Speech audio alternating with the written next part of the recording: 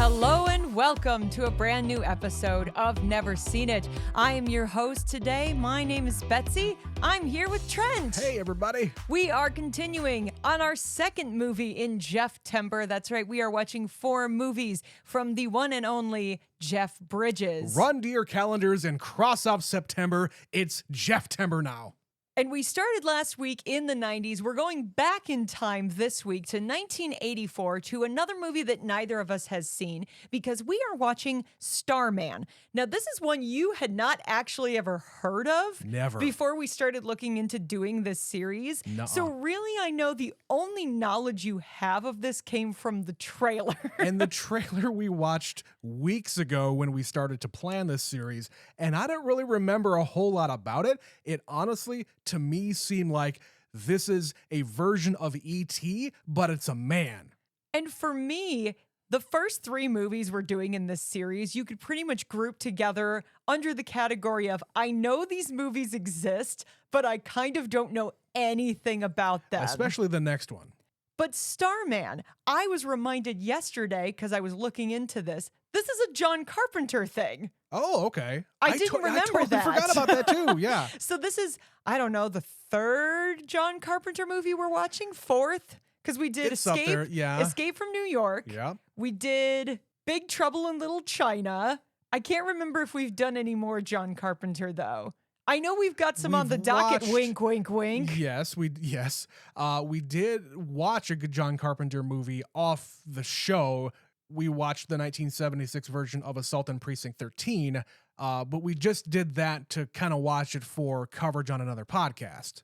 But I'm sure there's some other ones that we've watched, John Carpenter is one of these guys where he is prolific in the world of film and even composing, but we've never really sat down to watch. We've even considered doing an entire John Carpenter series just to kind of get ourselves caught up. But yeah, I'm really excited about this one. Now that you said it's John Carpenter, I'm kind of hoping that it's going to be really weird. Yeah, that brings it up a notch already in my book, just because it's like, all right, we know John Carpenter. He probably scored it because he usually does that, and that's pretty sick. It's obviously Jeff Bridges, and he's an alien.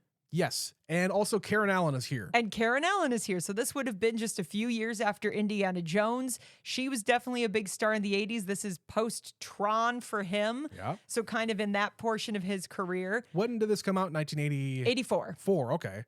But as far as plot, I don't know if he's been on planet Earth, if he's trying to get home, if he has just arrived. Is the government after him? Does he have superpowers? Yeah. Is he like a healing space alien like E.T. where he can, say, ouch, and touch your finger? Sure. There's a lot of ways this could go. It might be ultra silly. It might be terrible. I have no idea. But the general feedback I think I got on this one, because I was doing some polls earlier this week about Jeff Bridges and what are your favorites? And this one did come up. A couple people have said this is a good one. Yeah, we put the call out to people saying, hey, what are your favorite Jeff Bridges movies? A lot of people put out that The Fisher King is on their list. A lot of people put, big ones like Hell or High Water that we've seen before because it was nominated for Best Picture before we even had a podcast. The Big Lebowski, obviously. And again, I'm going to say, because we said it in the other one, we are not covering Lebowski because we have seen it.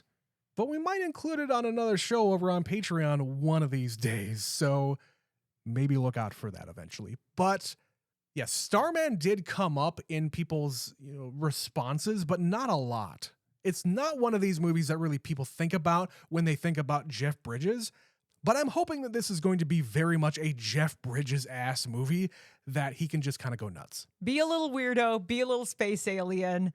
Yeah, and it being John Carpenter, that makes me excited. Well, then with that, let's just go do it. We're going to watch Starman from 1984, and we'll be right back.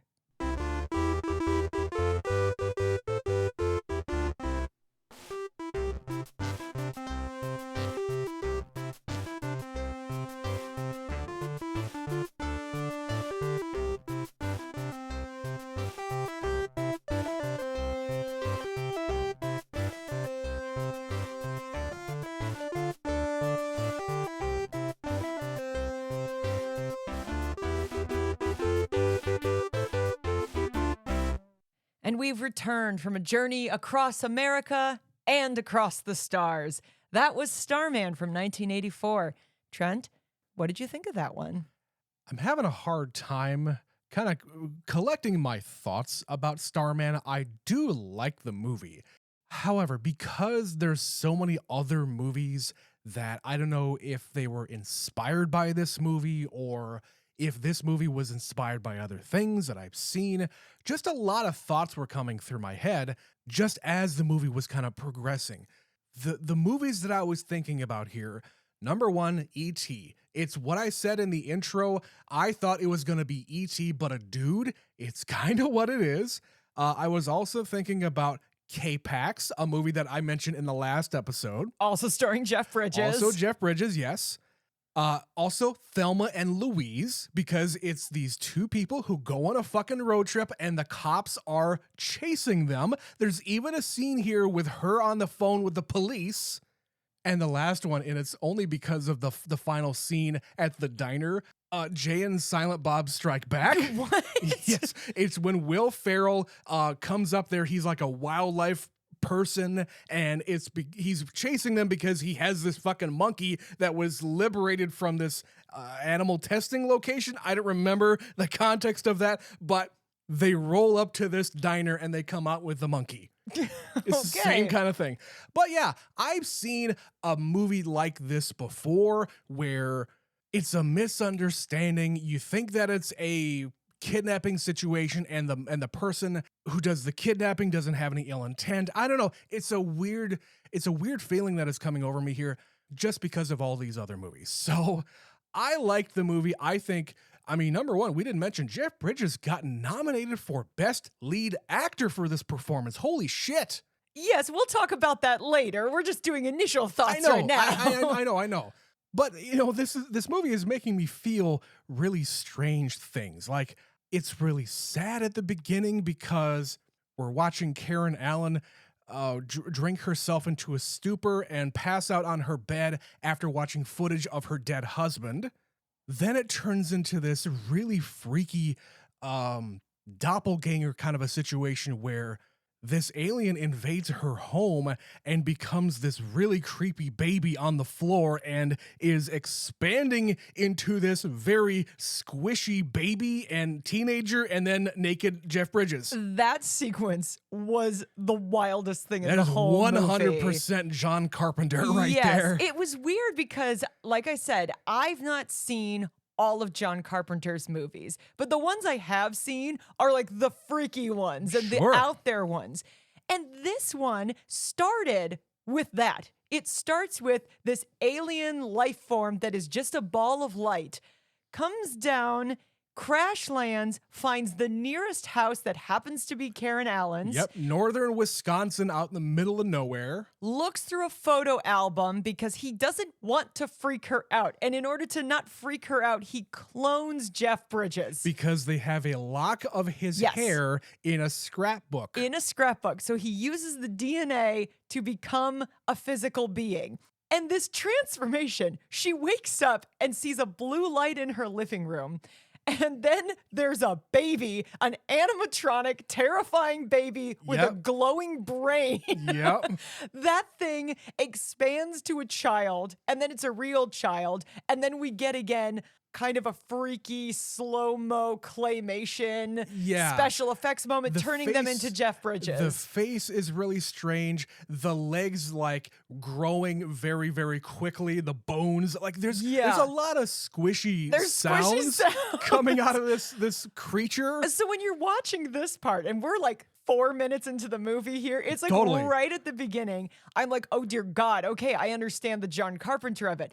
But we so quickly move beyond that into this movie about two people, two strangers who meet under strange circumstances, bond on a road trip, and then fall in love, basically. It's a love story. And it gets so far removed from any other kind of John Carpenter movie that I've ever seen. Yeah, I was feeling here that scene that we're talking about with the creepy baby on the floor. That was a lot to start. I figured that's going to be this movie the rest of the way. It's going to be this weird John Carpenter thing that... It's not The Thing. We're not watching The Thing.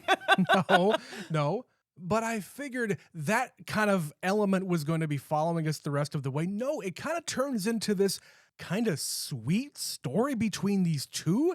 And then you also have the added business with the government and this Homeland Security before they call the Homeland Security guy. He's involved in this as well. And there's this kind of undertone of Area 51 shit. Trent, I feel like there are two types of alien movies. There's the Independence Days where they mean no good. They're coming to wreck shop. They're going to take over the planet. There's War of the Worlds, things like that, where they just come in and start shooting. Then there's the E.T. and Close Encounters of the Third Kind, where yes, there is a faction of the government that immediately is like, shoot first, ask questions later. But there's always like people within the government trying to help them because they care more about, oh my God, we've actually finally made contact with the aliens. Yeah. And that's where Starman falls, where yes, he gets shot out of the sky because we invited the fucking aliens and then we shoot them down. Yeah.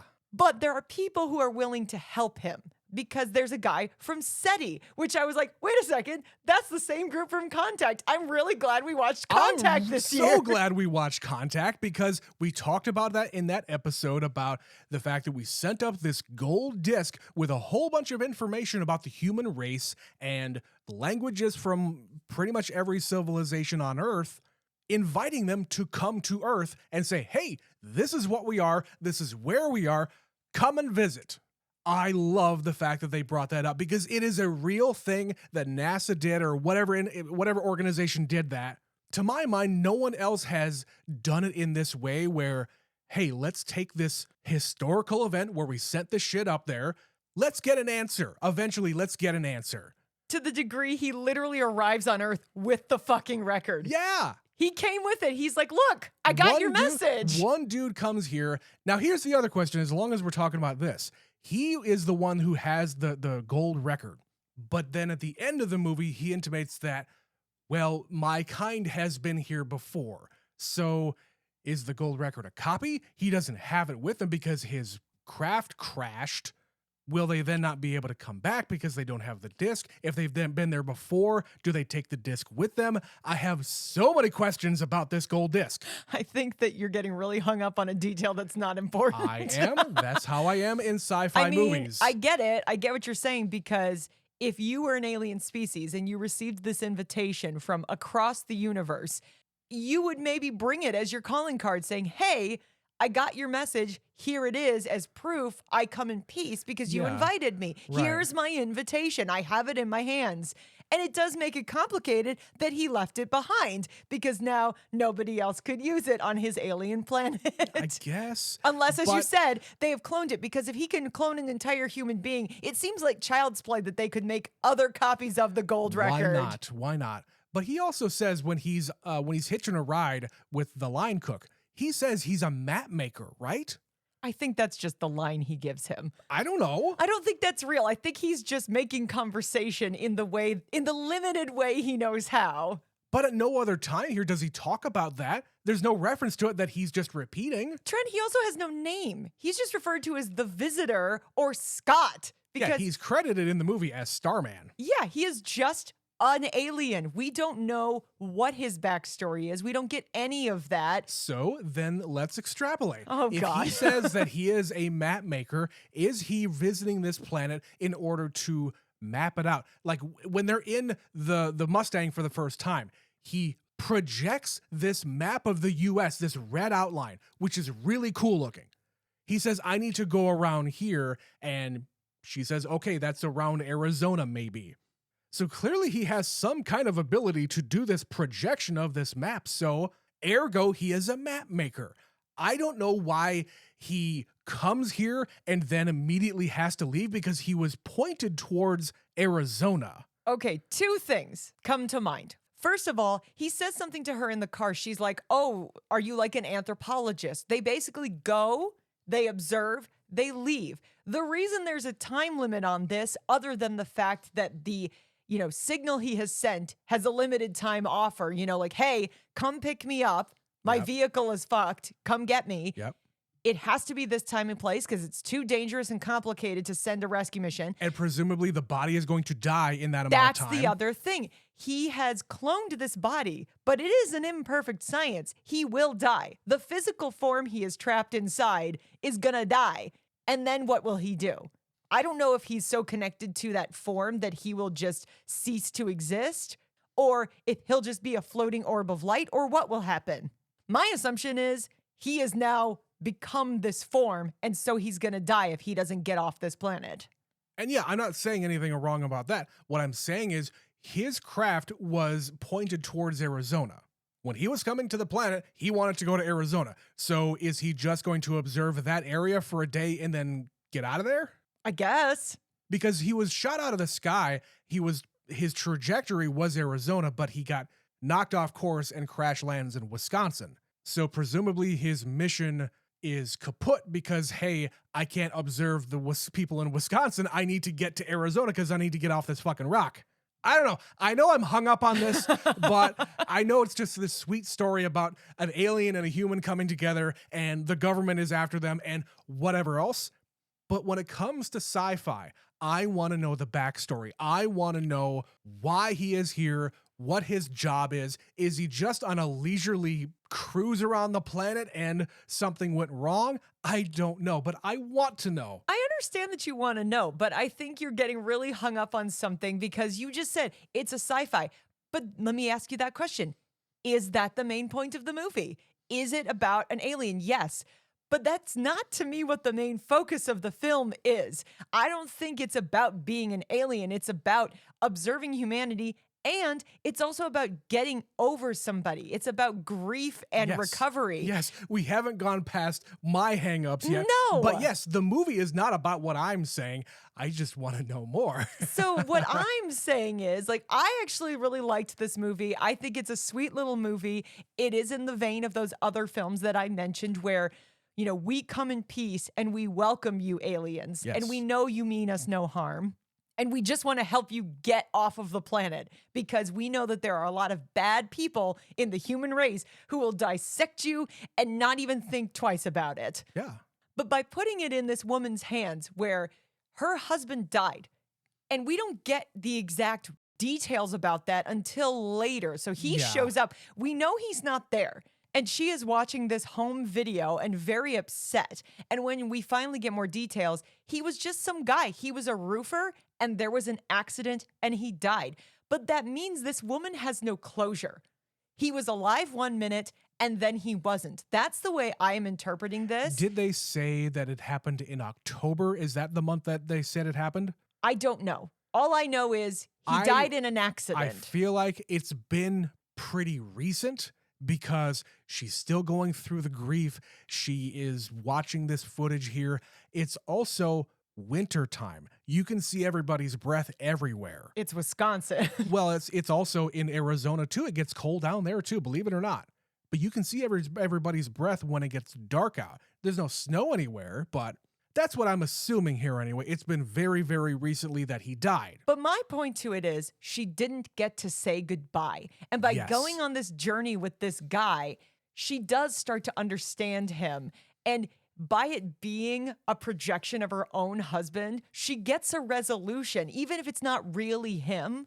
To her, there is a part of her that is healed by this experience because she has a chance to say goodbye. Like, if you died in an accident, I would be really messed up, Trent. I would not be okay. Yeah. I would not be okay.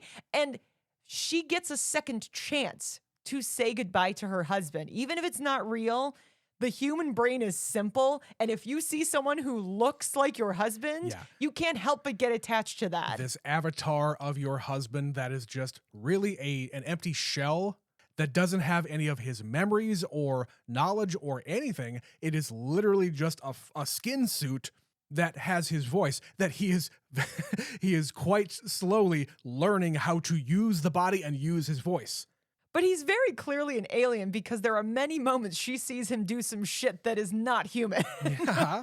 And I do want to talk at length about his performance, but I think this is a good place to take a break, and we will be right back after a quick word from our sponsor. Feeling run down, lethargic, A little bloated? Yes. Oh, God, yes. Well, have I got the prescription for you? Oh, no, not another pill. I take enough of those that I find in the dumpster behind the Burger King. Oh no, it's better than any dumpster pills. It's patreon.com/neverseenitpod. I'm interested. Tell me more. It's premium content from those jokers at Never Seen It. They have 4 other weekly shows, plus bonuses. I've heard of those guys. They're like super talented and funny. And sexy. Don't forget sexy. Oh, then I'll definitely check them out. Thanks, disembodied voice. Anytime. So as you mentioned when we came back from the movie, Jeff Bridges was nominated for an Academy Award for this performance. This was the 3rd time he had been nominated. He had twice been nominated for supporting actor, and this was the first time he got nominated for Best Lead Actor. Now, we looked into it because I was curious who won that year, and it was the year Amadeus came out, so I was like, oh, no, that tracks. Okay, Yeah, I see why. F. Murray Abraham stole away the thunder. Yeah, so I wouldn't have expected him to win, but it is an interesting nomination. He is the only one, I have not fact-checked this, but this is what I read. He's the only person to get nominated in this category for playing an alien or a non-humanoid creature or something like that. Yeah. And it's also the only time any John Carpenter movie got any Academy Award recognition whatsoever. Right. So it's a pretty unique situation, Starman and Jeff Bridges' performance in it. What were you feeling watching him? Because he's obviously going on quite an arc from the time he is introduced to the end of the movie. It's one of these performances that is funny, but it's not played for laughs. Him like making sounds with his mouth and him switching back and forth between languages from sentence to sentence when he's meeting Karen Allen for the first time. Him being very awkward in this body and not really knowing how to move and what to move and, all of those things that come with this kind of a role. So because Jeff Bridges knows how to be funny, but I also think that he is taking a lot of direction here from John Carpenter to say, you should not play this for laughs. If people are laughing at it, great. It's because it's believable. It's inherently funny because it's so awkward, because he's so fully committed to a physical performance as well as an emotional performance. This is one of those roles where you have to strip away so much. You have to go so back to basics because you're a brand new baby, basically. You have just been birthed, but you are born into a body you're not familiar with the knowledge of an ancient being. So you are both things simultaneously, which is funny. It's funny.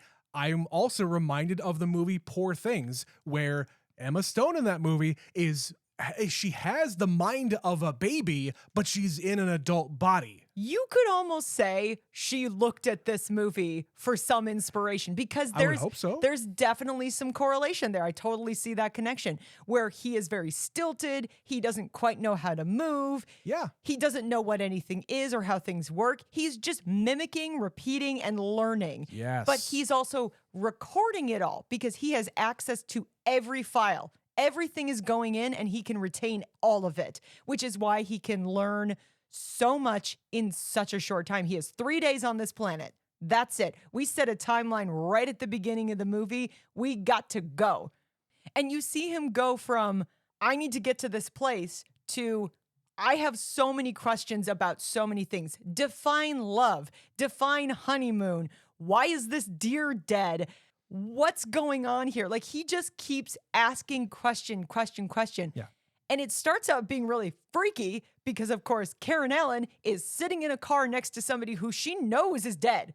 And then it turns into she sees him bring a dead deer back to life. Right. She has all of these opportunities here to escape in whatever capacity that is, either by telling somebody, like when she almost hits that truck in the middle of the road, and by all rights, witnessing him make this piece of metal catch on fire and explode a tree, you would think, oh my God, I need to get away from this guy immediately. And then they stop for gas, and she puts in this this note about being kidnapped, but he takes the paper and is just curious. What is kidnapped? What is kidnapped? Asking all of these very, very basic things, and also understanding written language so quickly too. He also doesn't understand his own physical form. Like when he's driving and she says, I'm hungry. Right. Define hungry. What is Yeah, hungry? he says, I have this emptiness inside of me. Oh, that must be hunger. You have it too. Let's remedy that. The way she has to explain in the simplest terms these really complicated ideas. How do you explain a little bit to an alien? How do you explain Yeah. that? How do you explain love or a honeymoon or hunger to somebody who's never experienced those It's things? like you're talking to a baby. A baby doesn't know why it's crying. It doesn't understand it's crying because it's hungry. It doesn't understand it's crying because there's shit in my diaper, anything of that nature. So you have to break it down to this guy. And once you do, he understands it immediately. So we see him go from this really inquisitive little being to starting to understand like the highs and lows of the human race. Like that person is bad, this person is good. I like singing, I like this, I don't like that. He marvels at the rain. He experiences cold and wet and just all of the things that humans go through. And then when they're at the hotel and he's watching just channel surfing, he's just going through different movies and he sees kissing. He doesn't understand kissing or sex, but he knows about it because somebody somewhere studied it. He understands the Yeah. reproductive system as you understand it. Yeah. And at the end of the movie here, when he's talking to that Homeland Security guy, he says to him, you are at your very best when you are at your worst. It's my favorite thing about you. You can interpret that so many different ways. It's not only, hey, individual people are really good when they're under duress, or you as a species throughout your history, you have done great things when you are at, death's door. And he's talking from this very elevated position of being this other being from another planet. And he has studied other beings on other planets, much like humans. And he classifies us as, I can't remember exactly what he says, but We're not like any other species. We're unusual. right. But also we're like hostile or violent, but we're still, I don't know, early in the process of what we are. It's also kind of reminding me of, Terminator 2, where Terminator comes back and he has this ability to learn, and he's being taught by John Connor and all these other things. Trent, I literally thought of Terminator the first time he stood up butt-ass naked, fully Yeah. formed as a human. Yeah. Which is strange because the first Terminator came out in 1984. That is true. That is a bizarre coincidence. But yeah, the point of all this being Jeff Bridges is having to convey a lot throughout this. And then when they get on the train and the two of them have sex, it is so funny and awkward because, again, he's never done this before. Yes. And he doesn't even know what he's feeling because he's never had a feeling before. No, he is literally just mimicking what she is doing and what he saw on the television. And then afterwards, when she is sleeping and he's sitting there, he has this goofy ass little smile on his face. I love his goofy grins in this movie. the transition too from the beginning when he's watching a video and he's just trying to mimic that face. Right. Where it's so forced and fake and phony. But then in that scene, he's happy and It's content. more genuine, It's yeah. a genuine smile. And he doesn't even understand that there's a difference. He doesn't even know that he feels anything. He says, I like watching you sleep, and I don't know why. Right. He can't even He's define having it. a genuine moment here, a human moment, and he doesn't understand why. But he says, I think I'm becoming like one of you humans, Yeah. or something like that. Yeah. He is experiencing all of humanity in 3 fucking days. And then at the end, when he has to say goodbye, he says, tell me how to say, because I don't know. Yeah, tell I me don't how to know say the goodbye. customs of saying goodbye. And they say, I love you. And I'm watching them and I'm like, I'm sad the alien man is leaving. I didn't fully cry. I didn't get there. It didn't connect with me that much. Yeah. But there was definitely a sadness throughout the movie because, as I said, this poor woman has gone through it and now she's going through it again, but in a different way because she gets the closure here. Yeah, I feel like halfway through the movie and their journey here, she is accepting, you know what? I don't know what is at the end of this road here for me, but I'm getting something out of this. I don't know what it is, but I want to go on this journey with this alien man that looks like my dead husband. And by the end of it, they do the thing that I said was going to happen. She does get something out of it, Betsy, Trent. I called this. I didn't think they were ever going to have sex, but after she mentions, well, we wanted to have a baby, but for some reason I'm one of the lucky women who can't have a baby. So what I figured is that he is going to use his last little miracle ball here to press something on her belly and, hey, you are with child. Healed, baby for you. Yeah. No, she got it the old-fashioned way, Trent. Well, what I said was, he has her husband's DNA inside of him. Yeah, because he's a clone. Yeah, so for however he does it, he impregnates her using his DNA. Well, I did have the thought because she also gets shot and dies in the movie and he brings her back to life. Yeah. You know, it's like in Dogma, to talk about another Kevin Smith movie, where he brings her back to life and then she is able to have a baby. Like, again, did Kevin Smith watch Starman? There's so many movies I'm thinking of. And these are not bad references. They might just be coincidental things, but you can't help but think them when they're so similar. But you're right. She says, we couldn't have a baby and we never really got a chance. You know, it just is what it is. And he says, I put a baby inside of you, and it will be you and your husband's baby because it's his DNA, but it will also be my baby. Right. Because the way that they replicate their species, I guess. He's a replicant? You're just born with all of the knowledge and information that your parents have. Yeah, he says the baby will know everything that I know, and he will become a teacher for your species. And hey, by the way, here's this ball. Give this ball to the kid, and he'll know what to do with it. I want to know what happens in Starman 2.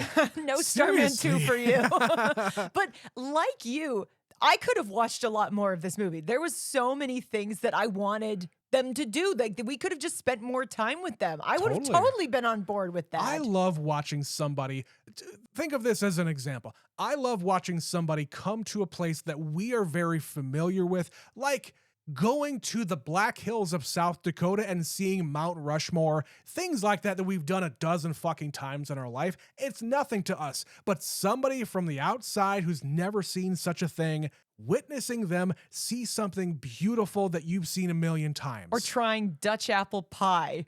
Sure, it's terrific. That's the equivalent. But yeah, just enjoying life, experiencing all the humanity has to offer, good, bad, and everything in between. It's the same kind of feeling I'm sure people have when parents introduce things to their children.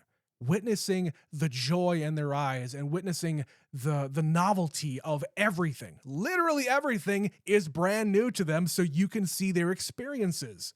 So yes, the movie is wonderful in the literal term wonderful, because not only is she getting this kind of closure regarding her dead husband, but she is witnessing this creature kind of learn how to be a human in a very short amount of time. Well, since we're there, let's talk about Karen Allen, because you're right. She is basically healing and learning to live again by watching him learn to live. Yeah. It's kind of that dual relationship and why they're able to go through so much and bond so much in 3 days. So when we start the movie, she's one of the first people on screen. And as I said, she's just watching a home video of her and her dead husband, like at their happiest. He's being a fucking goofball. And she says, stop torturing yourself. So clearly she is not moved on. Well, she's not ready to move on. She is not sleeping. Yeah. And so she just passes out. She doesn't go to bed to go to sleep. She takes her pants off and that's about it. Pretty much. And then she's rightfully freaked out when he shows up, but she knows it's not him. She knows immediately. Like, she says Scott and then goes into shock effectively and passes out. Yeah. Faints against the wall, thinks it was a dream, and then sees him again and freaks out some more. But she says to him, there are little differences, because even though it's his physical form, it's something behind the eyes. It's that Invasion of the Body Snatcher shit we were watching last month, where she can look him in the eyes and she just knows. Even if he never said a word, if he didn't move in his herky-jerky ways, if he didn't do anything, she just looked at him and knew. And her rational brain knows it can't be him because she buried the man. Like, she knows he's dead. But he says, let's go, get in the car. She thinks she's being kidnapped. So she's playing terrified, confused, grieving, laughing, living, loving. She's also doing all of the things. Yes. And I fully believe here that the reason why she does decide to keep on going here is because she's feeling all of these feelings. Because all of the feelings that she was having before this Starman came is all grief. By being forced into this situation, she can feel love, she can feel wonder, she can feel all of these other things that she used to have with her husband. And when she witnesses him bringing this deer back to life, like, he cares enough about this deer, a single life, that in the grand scheme of the world and of the universe is so small and frankly insignificant as far as like humans are concerned. Mm-hmm. And he has a finite amount of these magical orbs, and he uses one to bring the deer back to life. And he's so happy when she just goes running into the woods. Yeah. And Karen Allen sees this, and it completely changes her perspective. She finally gets that he just wants to go home. He's just here for a little while, and she's safe with him, even though, you know, she does get shot about 10 minutes later. Yeah.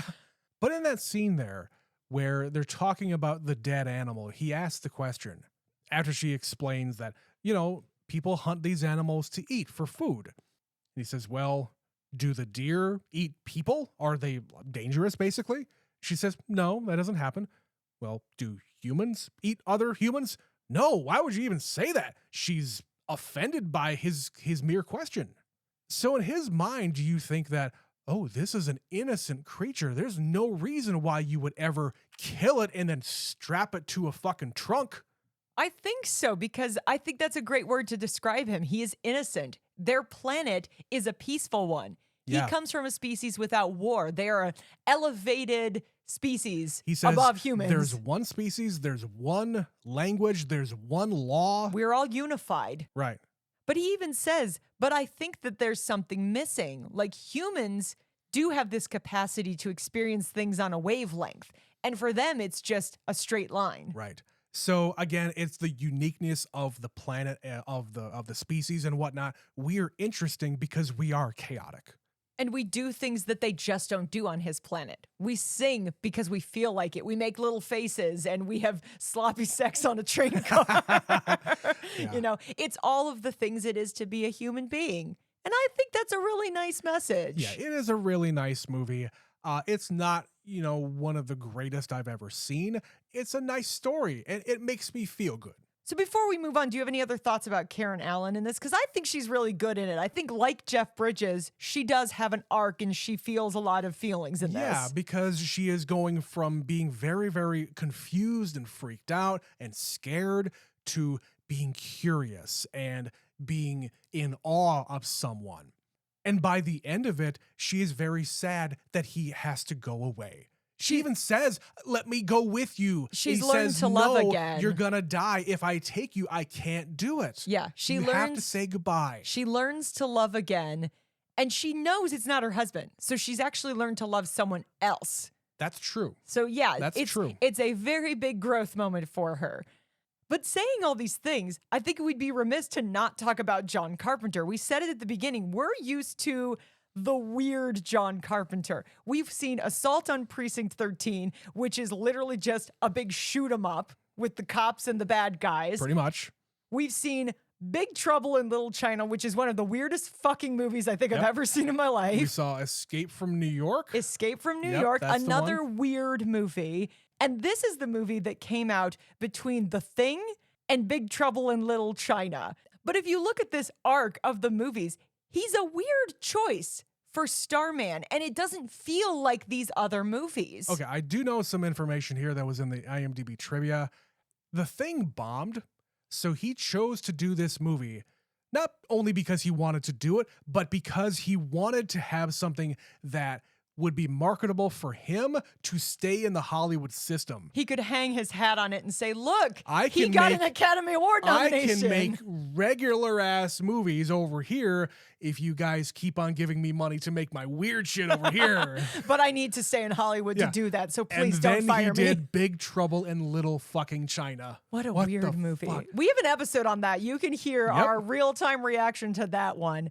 But yeah, Starman feels very mainstream for John Carpenter, which I don't know if that's good or bad, because the thing we touched on at the beginning, we thought he must compose the music because he did all the rest of these. But no, this is him as a director. He didn't write it. He didn't do the music. He is strictly directing the movie. Speaking of other people involved in this movie, we did not know Michael Douglas was the executive producer. And he's the one who was like, we should get Jeff Bridges and we should get John Carpenter and let's do this. So it's this weird cross-section of Hollywood talent that I don't expect to get into a room together, but I like what they made.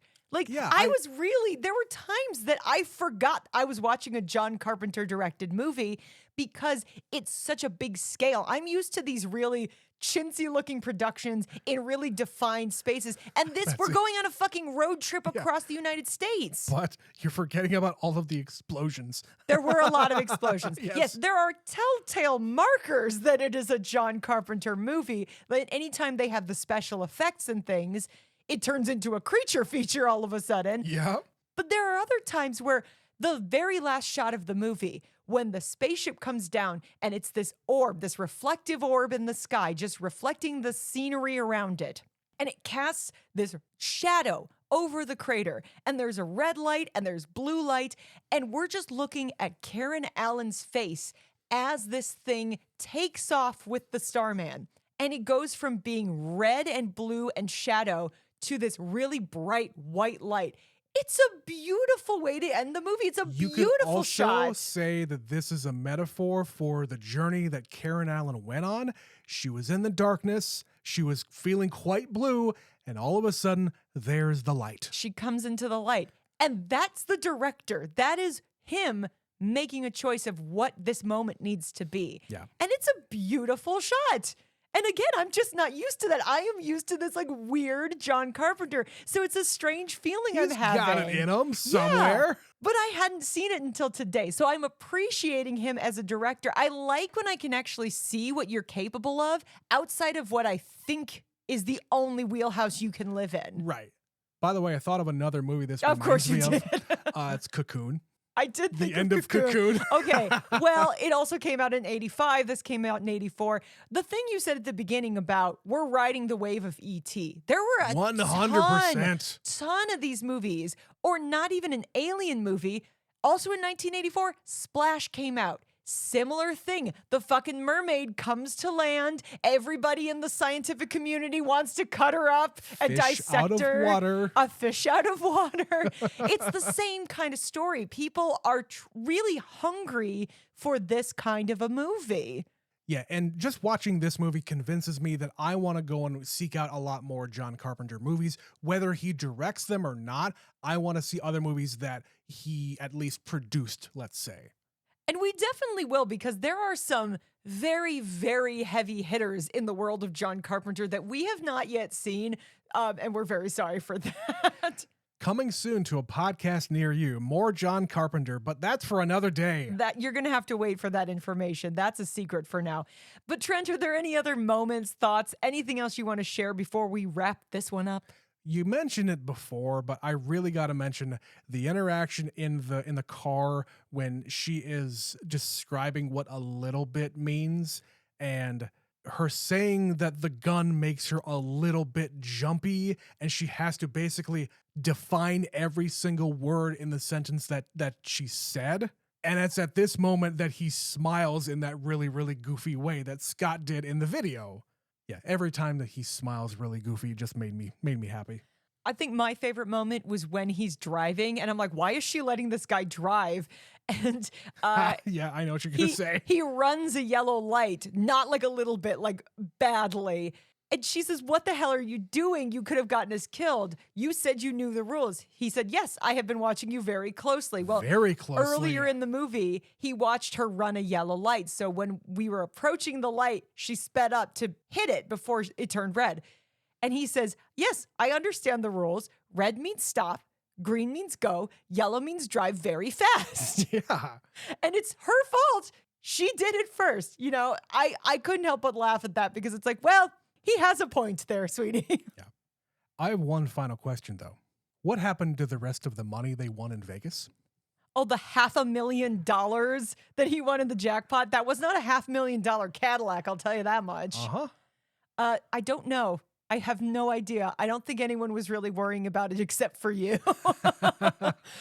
I really like the fact that they went to Vegas by accident, and I knew exactly what was going to happen here. As soon as they waltzed into Vegas, he was going to be able to tap the screen and make sure that they made a lot of money. We've seen it many times. He has little electric pulses that he can just change channels and alter the outcome of the slot machine. I like that when he does it the first time, they do it on the low standards one. Yep. Like, and no one's going to notice. She knows, hey, maybe don't do it all on the same machine because, hey, they're watching you and they don't want anybody taking all their fucking money. Yeah, but the first one, it almost hits 3 across and then he just taps it and they win a little bit of money. And then he wins like the most obscene jackpot in the place. It's like, I love that. I love this silly little movie.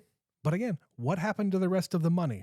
I don't know, Trent, and you're just going to have to learn to live with that disappointment. No, I need Starman 2, goddammit. No, Starman 2, because you know what? Even if we got it, you wouldn't like it. It would probably be garbage. Probably. But you know, we got Tron Legacy, so that movie was good. And we're about to have Tron Ares, so what the hell do I know? Maybe they could do a remake of Starman. Maybe they already have. As far as I know, they haven't, but... No idea. Okay, well, if that's all you had, Trent, we're going to wrap up this episode on Starman. We would like to know, though, have you seen this? Because as I said, we put up a poll and people were mentioning it. So I know at least a few of you have seen this movie. Tell us what you thought. Send us your email to neverseenitpod@gmail.com. We got an email from our superfan Stephanie about the movie we did a couple weeks ago, our finale of This Means War. She emailed us about Full Metal Jacket. She says, this movie is crazy. It makes me feel crazy because the comedy makes me so uncomfortable, which is not completely a bad thing. It is so dark, but I do like it and have seen it a few times. It is crazy to think about how young the people in our military are. My husband was in the Navy running nuclear power plants on aircraft carriers when he was 22 or 23. These kids in Full Metal Jacket are like 19 and killing people. Kubrick is insanely talented, and there is a reason he is considered one of the greats. Love you guys from Superfan Stephanie. Thank you, Stephanie. Yeah, you're giving a whole lot of training and abilities and weaponry to basically teenagers here, and it makes me kind of nervous to know that. If you ever stop and think about yourself at that age, when you were 18 or 19, and the level of responsibility you were not prepared to have in certain areas of your life, and then you're like, join the military? Me? Yeah. And that is why you and I did not do that, because that's not the life for me.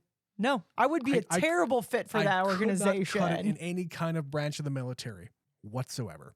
But thank you again, Stephanie, for sending us those thoughts. That email again, if you'd like to be like our super fan, is neverseenitpod@gmail.com. You can also send us your messages on any of our social media platforms. We've got Instagram, Twitter, Blue Sky. We're on several, so just go to the link in the podcast description to find all of those. Follow us there. Send us your thoughts on any of these movies.